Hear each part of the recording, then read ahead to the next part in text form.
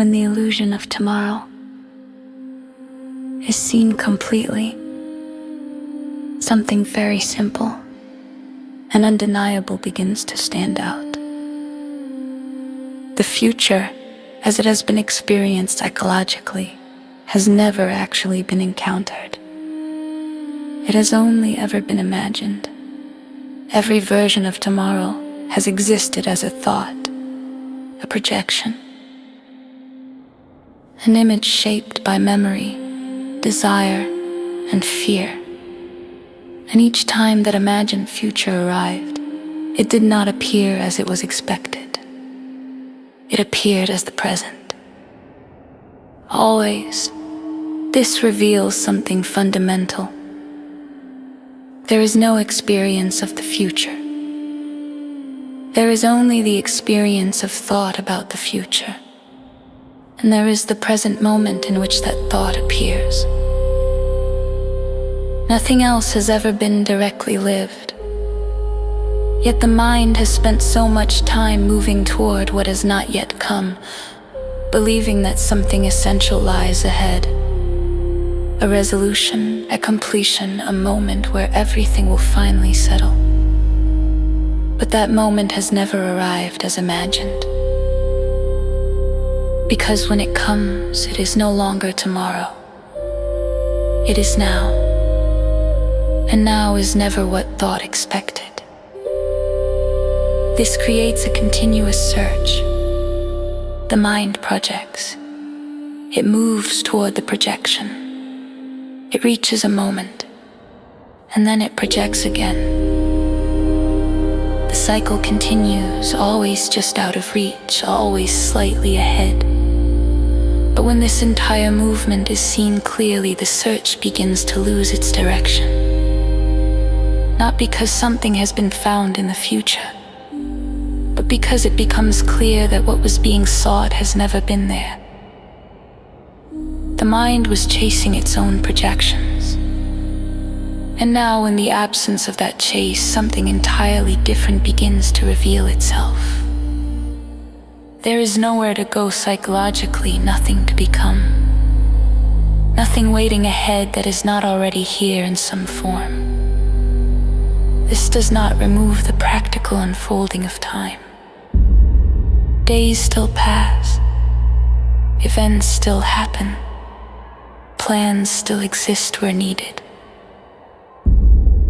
But internally, the movement toward a psychological future begins to end. And in that ending, the present is no longer a means to something else. It is the whole field of life. Complete, unfolding, not lacking, not waiting, just this, as it is, without needing tomorrow to give it meaning. And in that, something very quiet becomes obvious. Nothing was ever missing. It was only being placed in a future that never truly existed. Now, without that projection, what remains is what has always been here. Undivided, immediate, and already complete. As the grip of the past begins to loosen, attention may naturally turn toward another movement that has been shaping experience just as strongly. The future. For most of life, the future appears as something real. Something waiting. Something approaching. Something that must be prepared for, controlled, or reached. It feels as though life is moving toward it. But when observed carefully, the future does not exist in the way it seems to. It exists as thought. The mind imagines what might happen. It projects possibilities. It creates images of what could be. And then it treats those images as something real. thought appears about tomorrow. Another thought reacts to it. Emotion follows. And suddenly, something that does not exist yet begins to feel present. This is how the future takes shape in the mind, not as an actual event, but as a projection sustained by thought. What makes this convincing is the feeling it creates. A future possibility can generate real anxiety. A future outcome can create real excitement. The body responds. The mind reacts. Even though nothing has actually happened. In this way, the future begins to influence the present. Not because it is real, but because it is believed. The mind does not distinguish clearly between what is and what is imagined. If the thought is strong enough, if the image is vivid enough, the reaction feels immediate. And so the present moment becomes shaped by something that exists only as projection. This creates a constant movement. The mind is not here.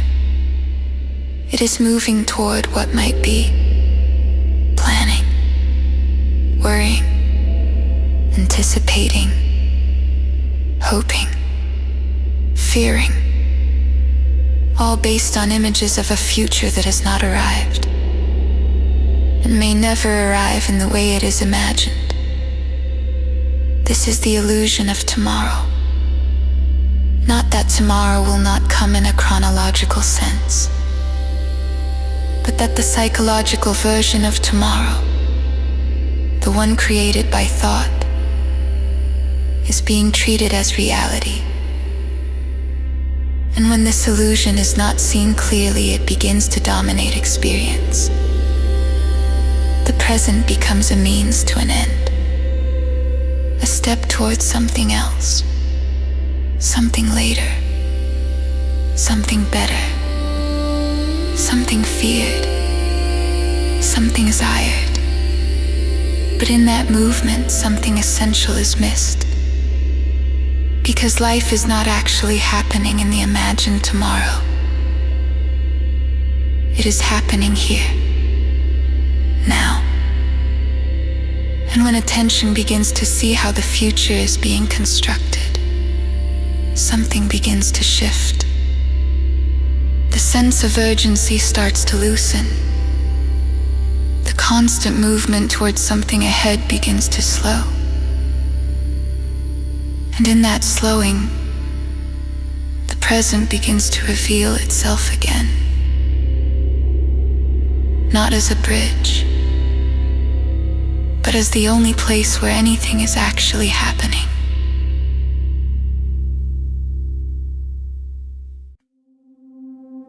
As the imagined nature of the future begins to come into focus, two primary forces reveal themselves at the center of its construction: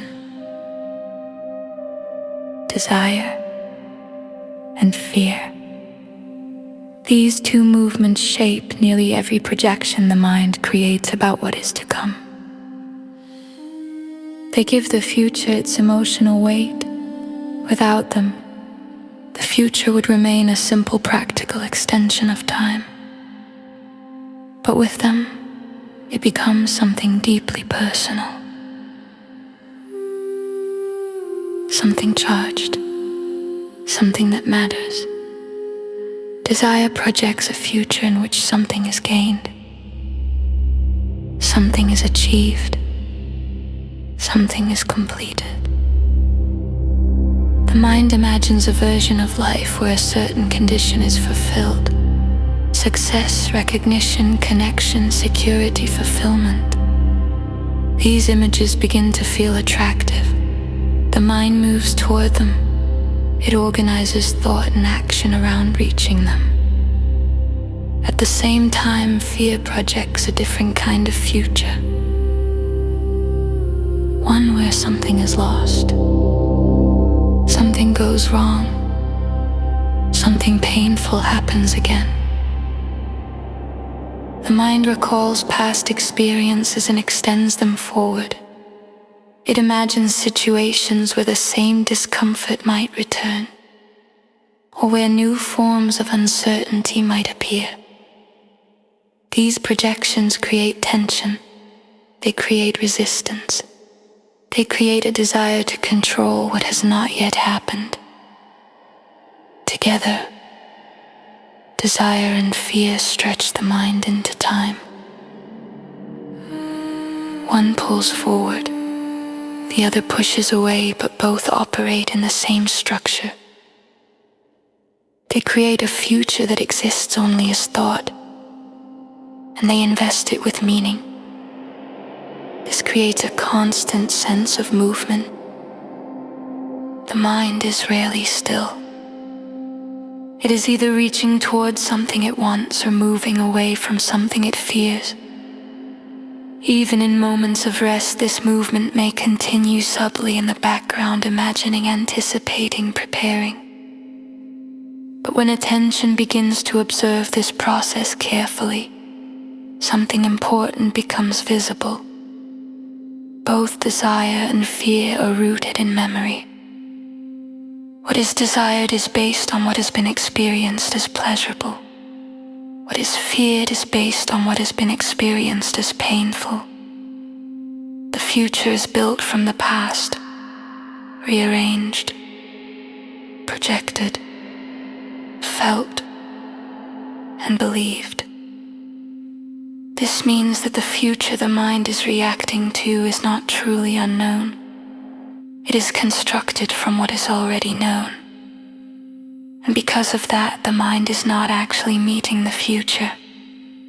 It is moving within the past, extending it forward. This realization begins to change the way desire and fear are seen.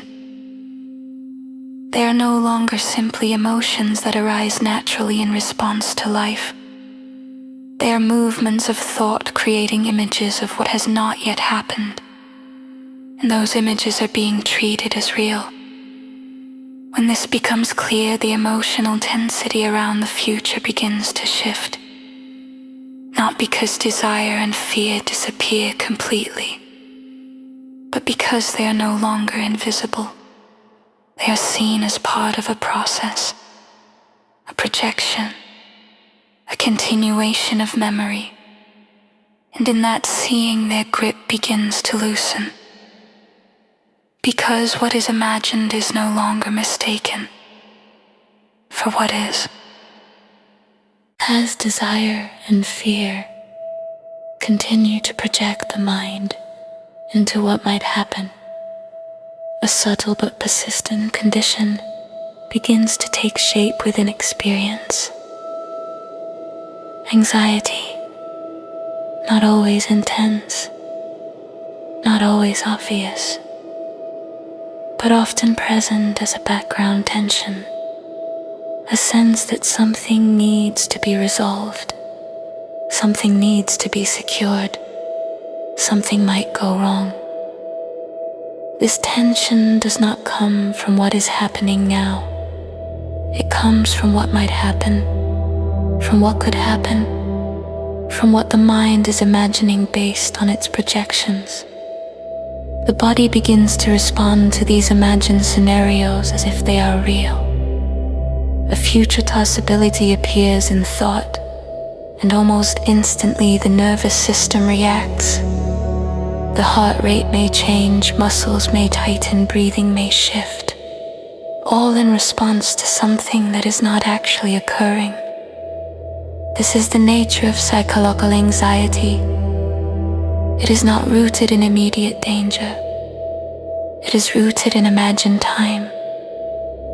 The mind moves ahead, constructs a scenario, and the body follows. And because this movement can happen repeatedly, anxiety can become continuous. The mind does not remain in a single projection. It moves from one to another. What if this happens? What if that goes wrong? What if I fail? What if I lose something important? Each thought generates its own reaction. Each reaction reinforces the sense that something must be controlled. And so the mind tries to manage the future. It plans, it calculates, it prepares. But no matter how much it does, uncertainty remains. Because the future cannot be fully known. This creates a loop. The mind tries to secure what cannot be secured. The failure to do so creates more anxiety, and the cycle continues. What becomes clear through observation is that anxiety is not actually about the future. It is about thought moving into the future. Without that movement, the tension does not arise in the same way. In the immediate present without projection, there may simply be what is happening now. Breathing, sensation, sound. No problem to solve, no threat to anticipate. But the moment thought enters with a projection, the simplicity is replaced by movement. And within that movement, anxiety begins. Seeing this does not require stopping thought. It reveals its role. The mind is not responding to reality. It is responding to its own creation. And when this becomes visible, something begins to loosen. The urgency to resolve the future starts to fade. Not because the future is guaranteed to be safe, but because the mind begins to see that it has been creating its own tension by trying to live in something that does not yet exist.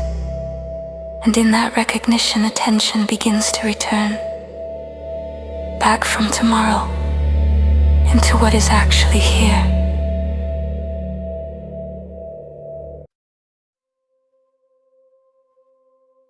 When the movement of projecting the future begins to quiet, even slightly, something very different starts to become noticeable within experience. It is not something created. It is not something achieved. It is what remains when the mind is no longer moving ahead of itself. There's a stillness, not imposed, not controlled, but naturally present when thought is not extending into what might be. In that stillness, the urgency that once accompanied experience begins to dissolve. There is no longer a constant pressure to become something, to reach something, or to avoid something that has not yet happened. The mind is not occupied with what comes next. It is here, fully, without anticipation shaping perception. At first, this may feel unfamiliar. The mind has been conditioned to move forward, to plan, to prepare, to secure outcomes. Without that movement, there can be a brief sense of uncertainty, not about the future itself, but about the absence of the usual mental activity that defines it. But if attention remains steady, something becomes clear. Nothing essential is missing. Life continues. Breathing continues. Perception continues. Action still happens when needed, but it arises differently. Without the constant interference of imagined scenarios, responses become simpler. A situation appears, and it is met directly. There is no delay caused by projection, no distortion created by expectation. The mind is not dividing itself between what is happening and what might happen. It is entirely with what is. This creates a kind of clarity that is difficult to describe through thought, because it is not based on thought. It is the absence of unnecessary movement, the absence of psychological time. In this space, The present is no longer experienced as a step toward the future. It is complete. There is nothing missing from it. Nothing that needs to be added later in order for it to be sufficient. This does not mean that practical planning disappears. The mind can still think about what needs to be done. It can still organize, schedule, and respond intelligently to circumstances. But this happens without the emotional burden of projection, without fear shaping it, without desire distorting it. Planning becomes functional. It does not become psychological. And because of that, it does not carry tension. The difference is subtle, but profound. The future is no longer something the mind lives in. It becomes something that is handled when necessary and left aside when it is not. And in that, the present reveals a quality that was previously hidden. A sense of completeness. Not because everything is perfect, but because nothing is being postponed into tomorrow in order to feel whole.